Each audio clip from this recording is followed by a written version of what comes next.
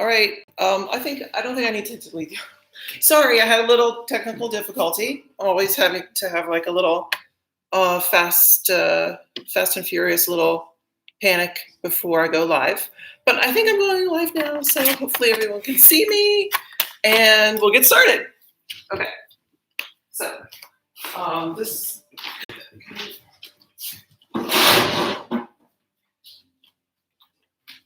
Sorry, guys. As usual, you're going to grab your blocks. If you don't have yoga blocks, just get a couple thick books that you can stack up. You would probably end up stacking them like this for a little height. You could also use a chair. I have my handy dandy little kid's chair, which is a good height. Or you could just use a regular chair. You're going to want something to put your hands down on later. So that's why I'm suggesting it for sure.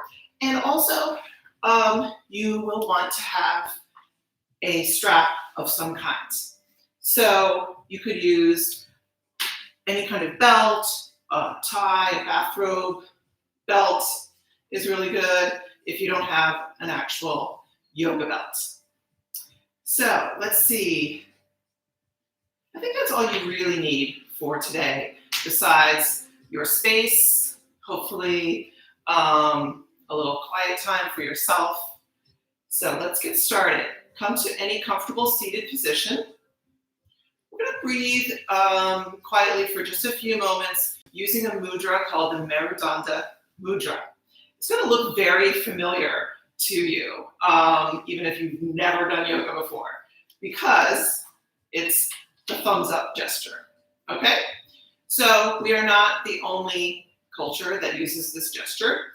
The way we're going to do it is not really curling the fingers too much into fists, just curling them so they touch the roots of the fingers here, and the thumbs are stretching up vigorously. And then just rest your hands on your lap so the thumbs are pointing straight up. So, surprise, surprise, we are not the only culture that uses this gesture. In yoga, it's called Merudanda Yoga. Meru is a sacred mountain, and Danda means staff. So we do Dandasana, staff pose, and not surprisingly, it means going straight up like this.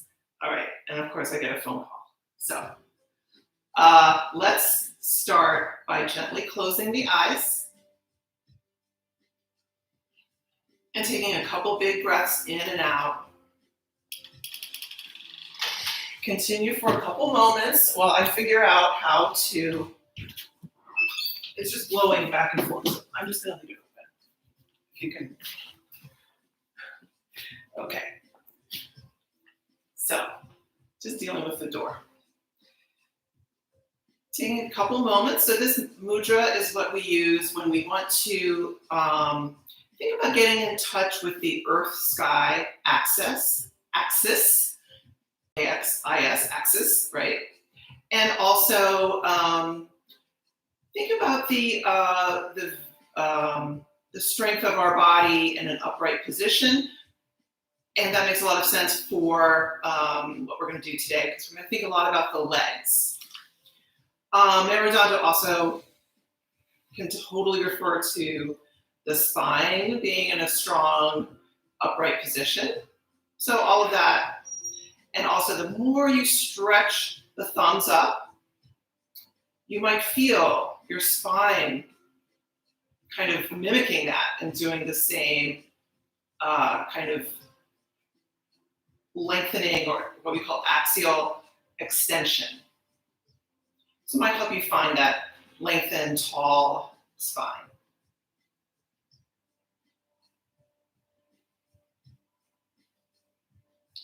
And then finally, when you're ready, you can open your eyes, release the mudra, and grab onto your strap.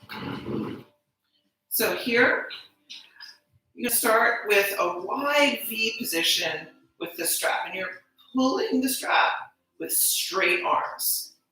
So the arms are in a wide V. Just keep them straight. It doesn't really matter how far apart they are, as long as you don't bend the elbows, okay? We're just going to start to stretch side to side like this. So keeping the torso upright, pulling the strap apart. One arm is going to come up to vertical, the other arm is just angling out to the side. Just starting with that movement. And then the next time you have the left arm up, you're going to start to reach that left arm up a little bit higher and side bend a little bit over to your right side.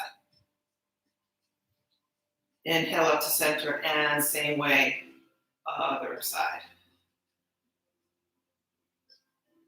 And then coming back to center again. Now we're going to start to try to twist. Keeping the spine upright, you're just going to turn towards your right, trying to keep the strap level, keep the strap horizontal, so both arms stay straight. And it's kind of hard to go really far because you don't have anything to push against in your twist. And then come back to center and go the other way. Just testing out how far you can twist, just using the muscles of your upper body to pull you around. Start to notice where you feel the work happening the most for you. It could be different for different people. It could be in the back. I feel it a lot around the upper back, around the shoulder blade area. You might feel it more in the front and abs. Just checking out how that work feels. And the next time you come down to your right, you're going to leave the right arm up and let that left arm come down. You might have to slide the hands apart more on the strap until the left hand comes all the way to the outer right knee.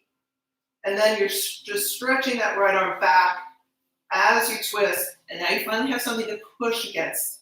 So you might twist a little bit farther. And just take a couple breaths there. So the whole time we're going to be doing twists, we want to think of the spine being in a lengthened position and a vertical position, but it might, it has to curve a little bit, but it's more of a spiraling curve than curving to one side or front or back.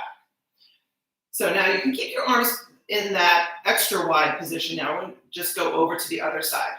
So the right hand comes across to the outer left knee and you're stretching that left arm back behind you.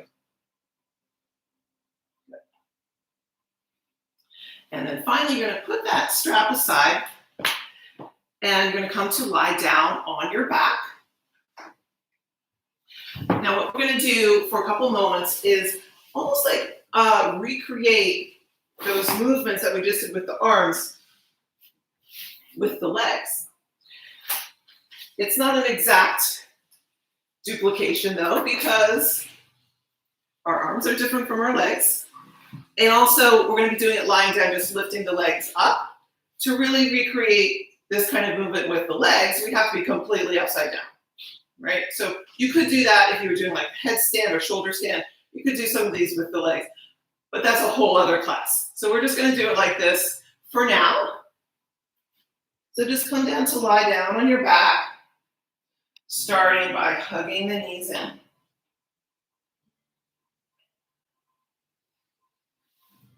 And then release the feet down. Sometimes when I'm doing this, I'm just going to be picking my head up so I can talk towards you. You can do that if you need to look, but as much as possible, you can just keep your head back down on the floor. If you need a little blanket or padding under your head, you just can grab something for that. So we're going to start with the legs straight up. The feet are going to stay flexed. And first, you're just coming out into a V position with the legs. If you keep your head up like this, it's a little bit of an ab workout too, so you might want to do that. And then we're just going to tilt side to side. So the right foot comes down, the left leg comes up, and then go to the other side. If you run into a wall, you just have to readjust yourself. So throughout the exercise, just keep the legs engaged, the feet flexed, pushing the foot away strongly as if you're standing in Tadasana on both legs. And you're just going side to side.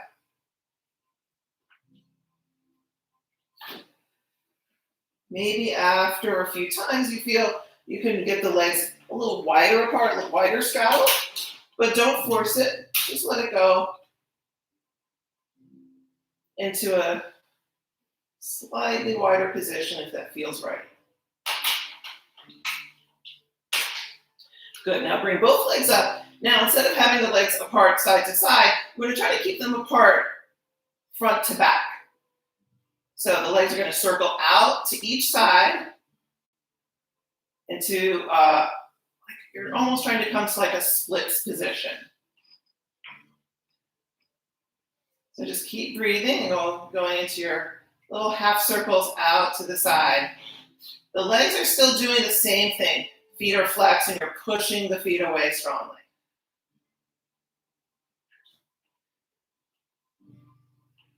Good. A couple more times like that. Now the last variation, you're going to keep one leg up. So keep your left leg up. Let the right leg come down as far as you can get it out to the side, and then circle it down to the floor. And then back up. Okay, so now the other side, your right leg stays up. Inhale, circle the other leg out, down to the floor. Avoid your plants or whatever you have on the floor, all the way down. And inhale, back up. Inhale to the side, and then exhale when it's all the way down. Inhale, back up. Inhale, circle out to the side. Exhale when it's all the way down. And inhale, back up. Okay, good. And then hug both knees in again. Roll over onto your side and come up to sit. Now we're going to do a couple things. You might need your strap again for these, okay? So you're going to sit down. You can, I'm just going to be a little bit of an angle to you guys. At first, we're just going to do almost like a mini Navasana, or the seed version of a Navasana or boat pose. So, knees are bent, holding underneath the knees. Start to lean the spine long and straight until you can lift the feet up off the floor. Lifting the feet up off the floor does not mean rounding back and doing this or letting the chest fall in. If anything, when the feet come off the floor, you lift the chest even higher and think of lengthening the spine even more. So just feel how that sort of lights up the abs a little bit, and just remember that feeling. So then as we go into some of our other poses, seated right now, here's Oreo. She almost came onto camera and then she turned. Oreo, come make your appearance. So as we go into the next few moments, there she goes. Remember that feeling of when your abs were having to turn on to keep you in that position in the upper body. We're going to do some things. You might turn a little bit side to side. You might lean back a little bit. So I want to make sure if that ever happens, you're going to have that feeling ready. So you can have it almost like ready to go. So you're going to start with your right leg coming in, hug it in, and then cross the right foot over to the outside of the left leg. So it's like we're setting up for seated spinal twist, which we are, but we're going to do a couple other things first. Okay, you can go to the side now. Go to the side.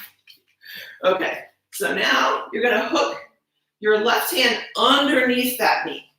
Okay, so it's going to be a way to hold tightly instead of around like this, which is a little bit harder for a lot of us. So you're going to be holding it in really tightly, spine upright. Take the right arm, inhale, circle back. Exhale as the arm sweeps forward. Inhale, circle back. So when you're in this position with the right arm reaching back, it's almost like you're doing this with your arms, right? You're using this hand as much as this hand to pull away. So when you pull this hand, of course, it's going to pull on the leg a little bit. So see if that helps you find more of a twist. Last time, inhale, circle back. And this time, just let the fingertips come to the floor behind you. Now, this right arm is not in a locked or straight position. On the fingertips, the elbow is bent. So it can move, okay? We're not gonna lock it in right now. Inhale the left arm up, and then on your exhale, see if you can bring the elbow to the outside of that knee. If that doesn't quite work, you can still do a little hug around like this. Otherwise now, I'm going to try to twist around a little bit more, looking over your right shoulder. And then release. Stay like this. You're going to take your left hand and reach to the outside of your right foot. And then bring that right foot back onto the right side. So at first the knee is bent. You're going to pick up that foot so it's just facing straight forward. So the feet are kind of doing the same thing as slightly different levels, but they're both flexed going forward. Now, as much as possible, you're going to try to straighten this leg at the same time you're doing your same inhale, circle back with the right arm. If it doesn't go all the way straight, you can just stay pushing that foot forward. The important thing is pushing the foot forward, not whether the leg goes straight or not. If you really wanted to, you could use a strap around the foot, just loop it around the foot so then you can get that leg straight, but use as little strap as possible. So you're coming into this twist. This leg is almost like doing Navasana now, but we're holding on. And that's it. You take this right arm and wrap it around and reach all the way around like you're trying to reach to the top of the left thigh. Now the leg that's on the floor is just as active as this one. Okay, it's pushing away like it's standing in Tadasana, just the same as this one. This one has more resistance, but they're both doing the same thing. Or you could just stay in your big twist, arms stretching away from each other. Good. And then release. Straighten out that right leg and hug in the left. She's back. So now you're going to take that left leg and cross it over. Same thing now, the right arm is going to hug in underneath. So you can keep it really, really close in. Left hand, inhale, circle it back. And exhale, let it sweep forward. Remember, on your inhale, you circle it back, that arm's reaching back. This arm is pulling too. So that's kind of pulling the arms away from each other, engaging across the upper back, and maybe taking you into the twist a little bit more right there. One more time, sweep the arm forward, inhale, circle it back, and then the fingertips will come down to the floor. And now you're going to do your seated spinal twist this way. You can inhale the right arm up and try to get the elbow there. Twist around a little more. Or you can hold around the front of the leg if that works better.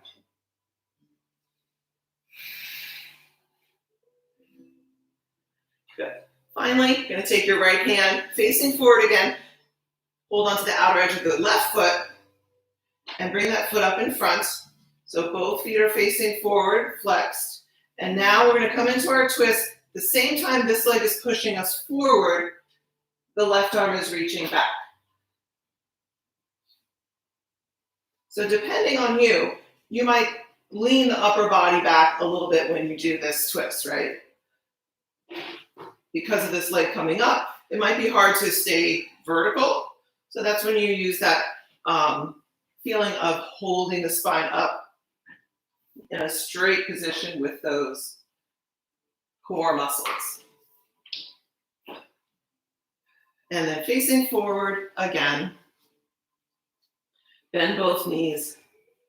Hug them in for a moment. Wrap both arms around. And drop the face down towards the kneecaps. From here, you're going to come all the way around to your tabletop position.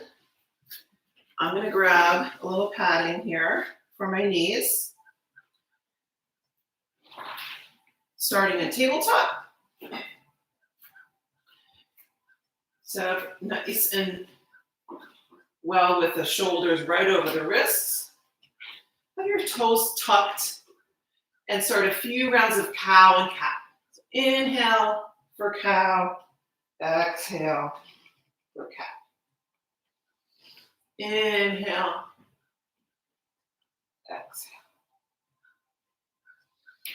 Inhale and exhale. Release the feet to point the toes and go back to child's pose. Cup your fingers, lifting the root of the palm up off the floor.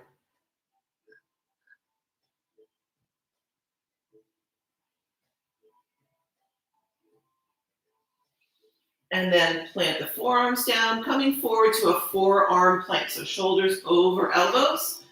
Step both legs straight back and hold yourself up in your forearm plank for a moment. And then finally lower all the way down, landing in your Sphinx pose.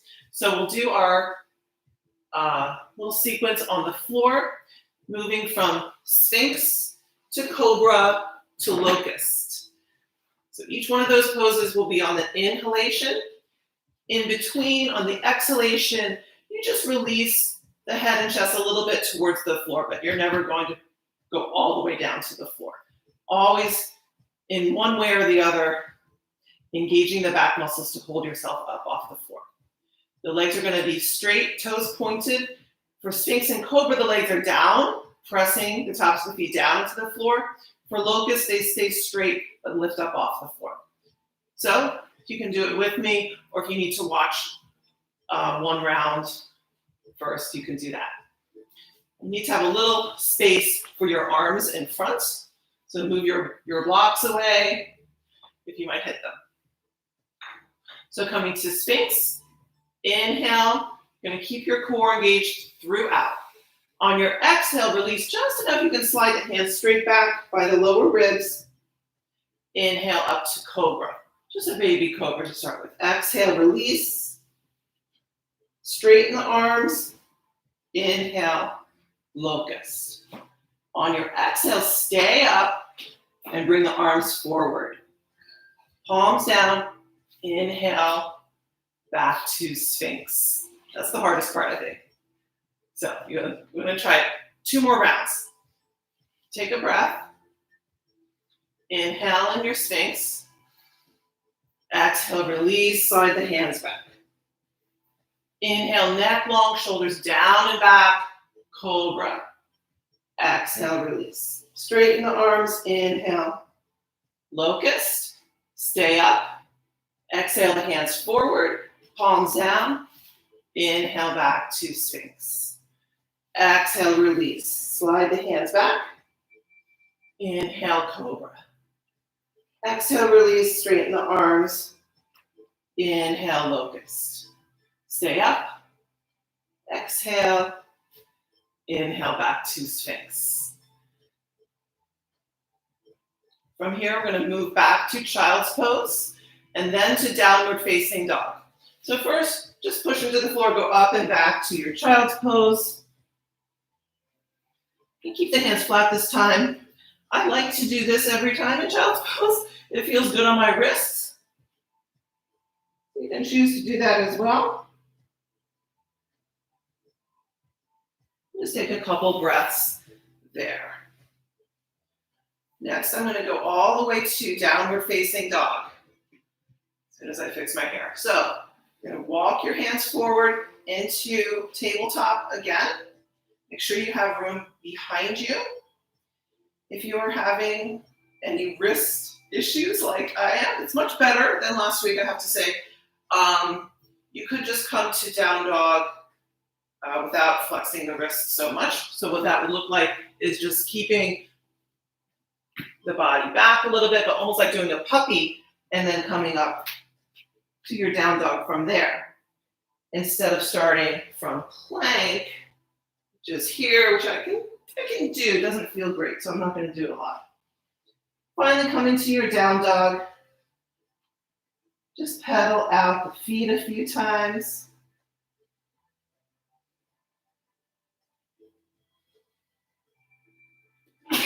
Slightly bend the knees and walk the feet forward. Coming to your forward fold, your ragdoll forward fold. So feet apart, knees bent, and just dangle down over your legs. Release the arms. Now fold the arms. And release the head, shaking it out. Yes and no. Refold the arms, other forearm on top. Continue dangling down. You can swing the arms side to side, back and forth, rather.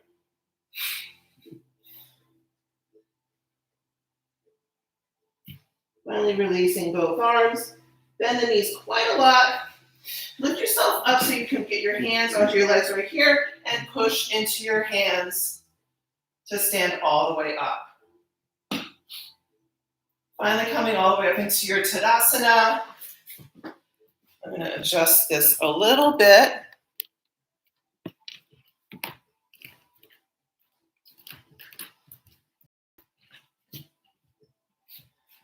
And finally, I'm going to do a little bit of an angle again for our little flow sequence. Here's where you might want to have your blocks handy. Or if you're not using blocks, if you have a chair, a sturdy chair, you can use the seat of the chair right in front of you. You're going to want something to put your hands on, probably, in a moment. So standing up tall in Tadasana, inhale the arms out and up. And exhale, fold forward. Inhale, halfway up. Exhale, fold again, bend your knees as needed. Getting your hands onto the floor and step your right foot all the way back to the back of the mat. Inhale up to your crescent lunge. And exhale, hands down. I'm going to come to Parsvottanasana. So tucking the back toes, straighten out the back leg. You can use your blocks here if you need. We're going to try to straighten both legs. Shifting the hips straight back. If you can keep your hands flat on the floor, or not flat, but touching the floor instead of blocks, you can do that. I'm going to stay here for a moment. The back heel can stay up. Or if you would like to try maybe hopping it in a couple inches and planting the whole foot down. I'm going to stay there and breathe for a moment. Then we're going to take the arms to the outside of the front leg. So going over to your left. Stretching the right hand further away. You can feel this stretch along the whole side, whole right side. Inhale everything straight, and on your exhale, rebend the front knee. And just see where this arm is in relation to the front knee. Just go back and forth a couple times. Inhale, exhale. Eventually, we want to see if we can get this arm to the outside of this knee. You might take a block and put it there so you have something to put your hand on.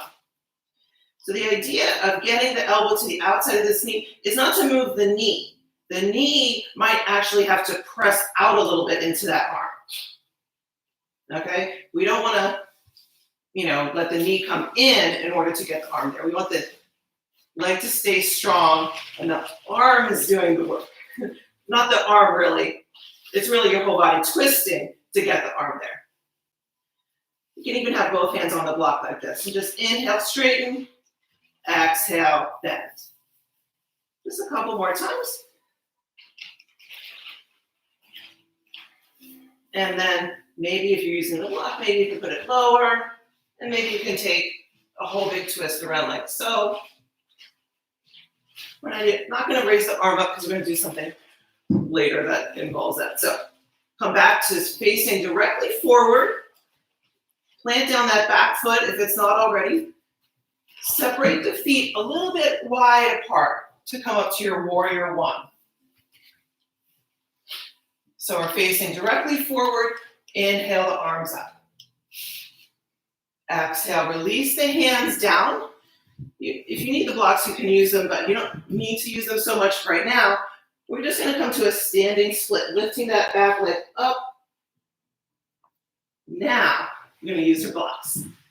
So the leg is going up as high as you can get it. Flex the foot so the toes are going down towards the floor. And then we're going to come to a supported warrior three, lowering the leg down. Instead of lifting it up like we usually do, we're coming from higher to the supported warrior 3 position. So the back leg is parallel to the floor. That's your supported warrior 3. You can have your hands on that chair. If you don't have blocks, or if that's a better height for you, go ahead and use that. So last pose in the sequence, we're gonna try revolved Ardha Chandrasana. So the legs are gonna be very important. You can put the legs down and listen to me describe it first if you want. The legs are gonna be straight and strong, just like that Tadasana position we had before. Even though they're going in different directions, the top leg is going to stay in the same position, meaning the toes are going down towards the floor. Your right hand is going to come in a little bit. So it started out here, kind of shoulder width. You're going to bring the blocks over. So it's a little bit more towards center. So from your left big toe, draw a line forward. It should just hit the inside of that block. Then right shoulder on top of the right wrist. So this arm is like a leg, standing on that leg. And then you're just going to twist around any amount towards your left side. You can keep the left hand on the sacrum, or you can lift it straight up, as long as you can keep your balance.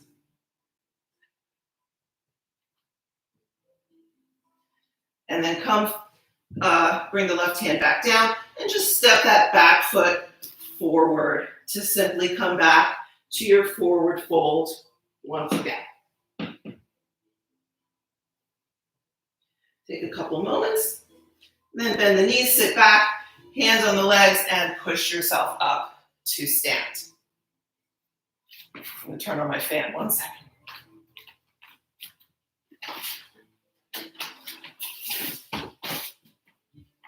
Oh, jeez. Okay. Let's do the other side. Tadasana, inhale the arms out and up. Exhale, fold forward. Inhale, halfway up. Exhale, fold. Bending the knees as needed. Step your left foot all the way back to the back of the mat and let it go down. Inhale up, crescent lunge. Exhale, hands down. Tuck your back toes, straighten out the back leg, and come to your Parsvottanasana on this side. Trying to straighten both legs, shifting the hips straight back. As always, the back heel can stay up, or you might want to sit down, might hop it in a couple inches. Now you're going to take your hands out to the outside of that front foot. So going towards your left side. No, sorry, that's your right side. It's my left side. Your right side. The left arm reaches further away. Inhale, and then on your exhale, bend the knee. And we're checking out that relationship of the front arm to that front knee. So as you go back and forth like this, you might have to let the back heel come up. Just let it do what it needs to do. So eventually want to see if we can get this arm to the outside here. Again, taking your block, putting your hand on the block, and checking out. Can you twist around enough to get that arm there, pushing this leg out to your right side. So that's just setting us up in the twist that we're going to do in our standing pose in a moment. So from here, you're going to bring your left foot to the floor, bend the front knee, and come up to your warrior 1 on this side. So make sure you have a little separation between the feet, side to side. And inhale the arms up, keeping the upper body facing forward. Exhale, hands down. Bring the hands slightly forward and lift that left leg up to your standing split for a moment. Doesn't matter how high you get it. As long as you get it higher then parallel to the floor. So we want to have that feeling. Now, flex the foot. We're coming down to supported warrior 3. Have your hands on your blocks again, or your chair, whatever you're using. Re-engage the legs. They're doing the same thing. You're standing on this leg, but it should feel like you're standing on that leg as well. And then we're going to do our revolved pose on this side. So now your left block is going to come in a little. Just move that one away so you can see better. So my big toe here is lining up with the inner edge of the block there. I have these narrow blocks, so I'm actually going to put them next to each other. It's a little more sturdy. So the left hand is going to stand down onto that block, right? Shoulder directly over the wrist, left leg back, and then any amount as you push the feet away. See if that helps you balance or helps you go into the twist a little bit more. And finally, hands down, both feet down, and we'll step back to downward facing dog. One foot back, and the other foot to go to downward facing dog.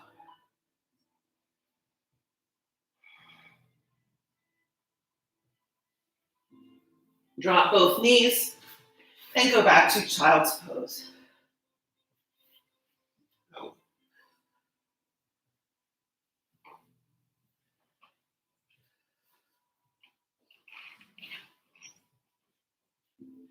All right, so from your child's pose, walk the hands back till you come up to sit.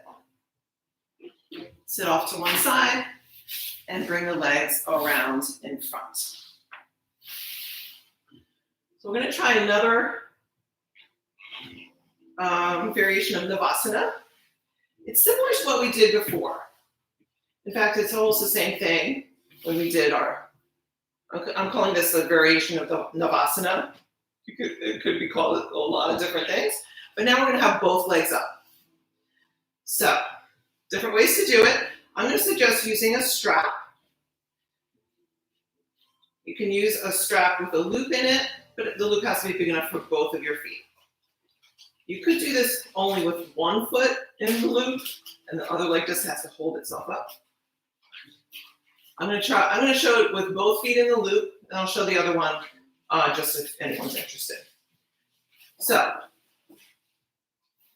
the strap is holding your feet together, right? Now, if you are not using a loop, like you don't have a yoga strap that makes a loop like this, then what you would do is just have the strap around both feet, and you're just going to hold on to both ends of the strap as close to the feet as you can get, just right at the tops of the feet like this. I'm going to use the loop because I have it. So again, I'm going to hold on as close to the strap as I can get. Or since I have my feet belted together, they're not going anywhere, right? I could actually just hold the outer edge of this foot, and this foot will come along for the ride. So I know you're dying to see what we're going to do. It looks very similar to what we did before. Make sure there's nothing right behind you in case you roll backwards. You don't want to hit your head on something. You're going to bring your left hand to the outer edge of your right foot. Knees are bent at this point. And you're just going to go up into your sort of Navasana pose. The feet are really higher than typical Navasana because of the fact that we're holding onto the foot. In a classic Navasana, you don't hold onto the foot. I'm going to try holding onto the strap instead, actually. And now, you're going to try to balance on your sitting bones by keeping the chest lifted and reaching your right arm back into the twist. Push the legs away as you reach this arm back. So this is, your sitting bones are the pedestal. I don't know if that's a good word. And this is your wingspan instead of your two arms being the wings. One arm and the other arm has the legs. If you feel yourself losing your balance, you try to hold on. A couple more breaths. And then finally, bend the knees and release and come back down. So let's try the other side. Other way to do it that I was referring to before. I'm going to try it on this side. I did it the other days. It's kind of hard. You can still use the strap for this if you have trouble reaching the outer edge of your foot. I'm going to do it without the strap just because at this point, having the feet belted together would be cheating. You don't want to cheat. So your right hand's going to come across the outer edge of your left foot. And you're going to try to have your legs in that same position, but the right leg doesn't have anything holding it there. You have to hold it up all on your own. And you can do it the same way that we did on the other side. You don't have to try that one. But if you want to try for a little extra challenge, you can. And then if you liked it a lot, you could go back to the other side and do it that way on the other side, our first side, if you want to just test it out.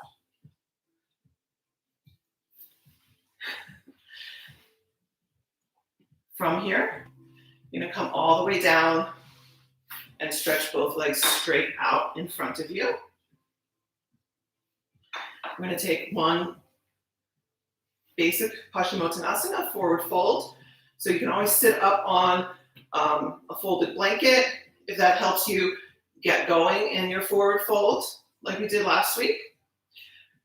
If you find that when you sit flat on the floor, it's hard to sit up all the way straight because of tightness here, then definitely sit up on a thick folded blanket, something like that. Otherwise, any way you can, you're just going to sit up nice and tall, pushing down into the floor a little bit beside your hips to make sure you're sitting up nice and tall. So this is Dandasana. Like we did Marudanda Mudra at the beginning. This is staff pose, Dandasana. You can maybe do a tiny bit of the mudra again to reinvigorate the spine. Keep it nice and tall. Inhale the arms up and exhale. Fold forward, reaching for your calves, ankles, feet. Use the strap if you need to, if you want to.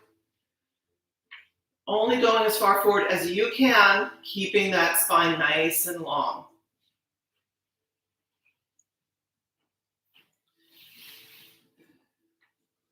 Take another breath, and then sit back up and pull that right foot in. You're going to pull it in.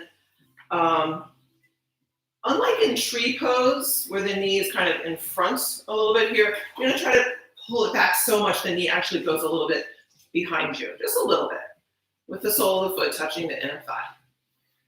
You're going to stretch just gently towards the straight leg. We already did Paschimottanasana, which is stretching both legs. We're just going to go gently towards that leg a little bit. And then we're going to do a revolved Janu Shirshasana. That's the name of the pose, yes. So we're going to stretch the right hand to the outside of the left leg. It doesn't have to be the foot. It could be if you can reach it, or you can just put it on the calf about here. Other arm goes back behind you. And then you're going to be coming down, almost like your back arm is going to cross on top of your other wrist. You can hold both sides of the foot. You can hold both sides of the foot. And you're trying to twist underneath that top arm. You can do Janu Shirshasana, revolve to the other side. This is the going to the back.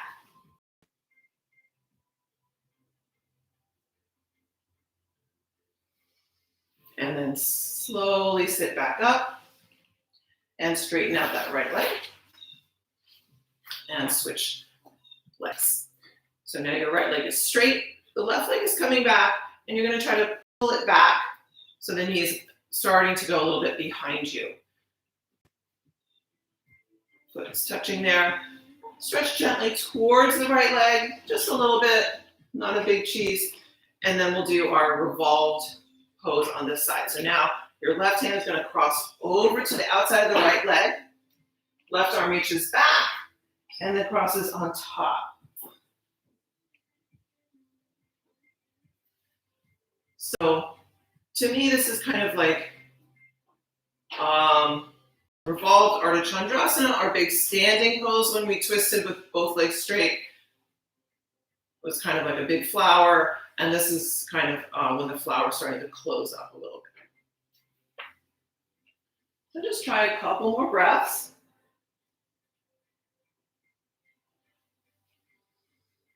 And then come up to sit. And then once again, lie down on your back. And hug the knees in towards the chest.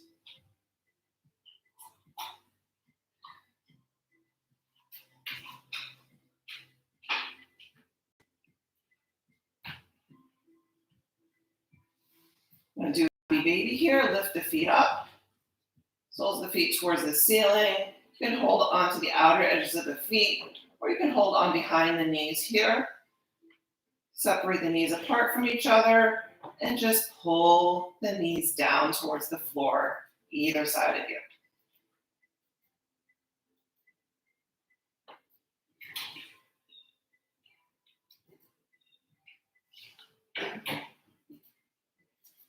And slowly release the feet. Bring the legs down to the floor. And bring them to about hip width apart.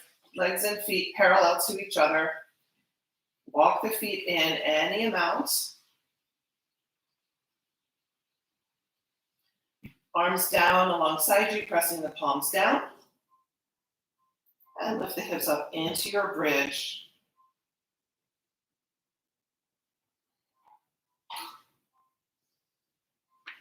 Lifting up any amount. If you feel like you might want to go into more of a back bend, you can lift the heels and try walking the feet in like that. Be gentle. We haven't done a lot of back bending in this class, so just test it out. See if you can walk the feet in and then lower the heels down.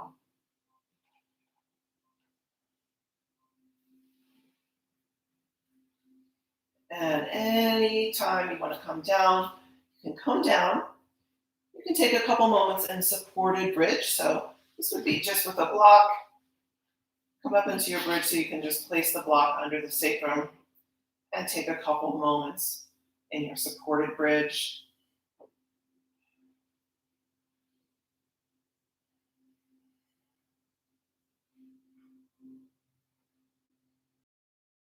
Also, straighten out the legs in your supported bridge if you feel like that's not going to hurt your lower back. So you can test it out slowly, straightening one leg at a time until you can feel, is that okay on the lower back? And if it is, you can rest in a supported bridge with the legs straight for a few breaths.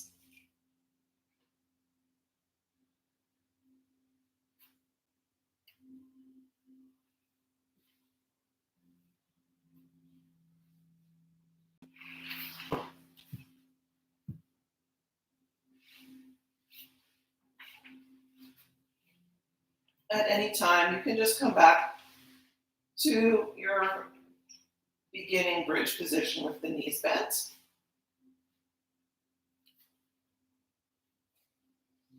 And then this last little thing is optional. But since we're in this position of supported bridge, make sure first, if you want to try this, the block is very stable underneath your sacrum. If you're using anything else, it could still be totally fine as long as it's stable. So if you're not sure how stable it is, whatever prop you're using, it would be better to not use a prop at all. You could still do this flat on the floor. It would be safer if you have any doubts about your prop. What we're going to do is just lift the legs straight up to vertical. Now, if you have trouble getting the legs up to vertical here, you can also do this with a strap. You would just put both feet into the strap. And that way, if you need to have the legs angled away a little bit, you can still get them, roughly vertical. And the strap is there to hold them. Or if you can get them up to vertical, you can use the strap still, or you can just let the legs be vertical. Once they're really, truly vertical, it's not so much let them sort of hang out there. So this idea, this pose, is not to stretch the legs so much. We've already done all that. We've done all the work that we want to do with the legs for right now. This is just to give them a little bit of a break by being upside down. Just a little inversion for the legs. If you have a block or something under the sacrum, it's also a slight inversion for the trunk because the pelvis is lifted up higher than the shoulders. So either way, it's both ways, it's an inversion. If you're not using anything under the sacrum, you're still inverting the legs, which just feels nice to reverse the pull of gravity on your legs for a little bit. It can feel very refreshing.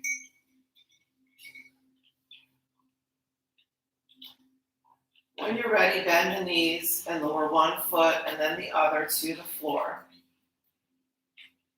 Lift up just enough you can slide that block out from underneath and then lower down. And then from here, we'll set up for Shavasana. So stay lying on your back and stretch the legs straight out on the floor. If for any reason it's not comfortable to lie flat on your back, you don't have to. It's just the classical Shavasana. The most important thing is to find a comfortable position where you can completely release the effort, any kind of work in the body.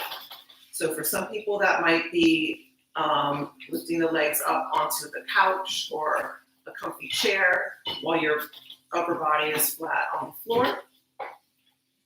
Or you could find any other comfortable position. Presumably you're at home right now, so you could lie on the couch. You could lie in your bed.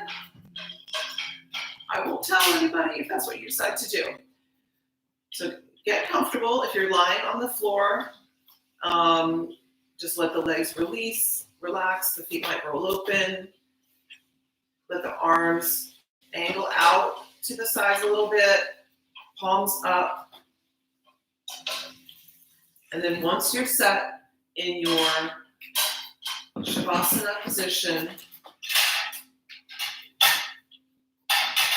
take a few centering breaths, inhaling through the nose and exhaling through the mouth.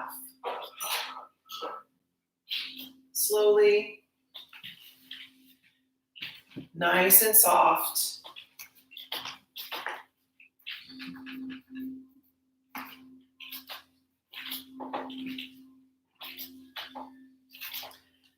After 3 to 4 rounds of centering breath, go back to breathing in and out through your nose.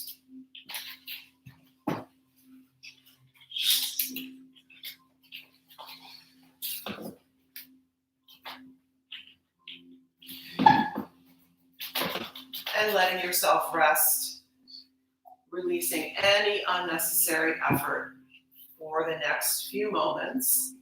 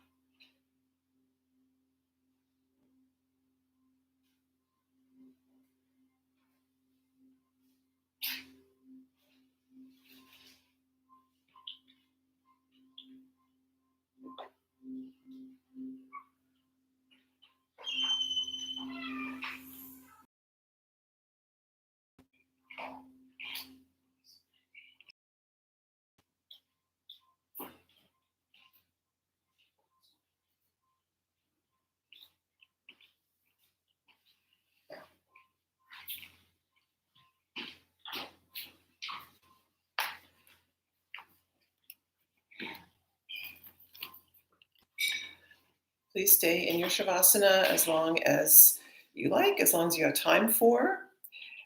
Thank you for joining me. It's quite an adventure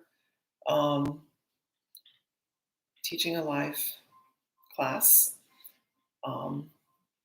with a family of 4 in the house. It's fun. So I hope you enjoyed class, and please leave me any comments. Just know that after the live stream is over, I don't see any of the chat anymore, so you can leave it in the actual YouTube comments. And then the video will be saved and eventually appear as a regular video if you ever want to come back.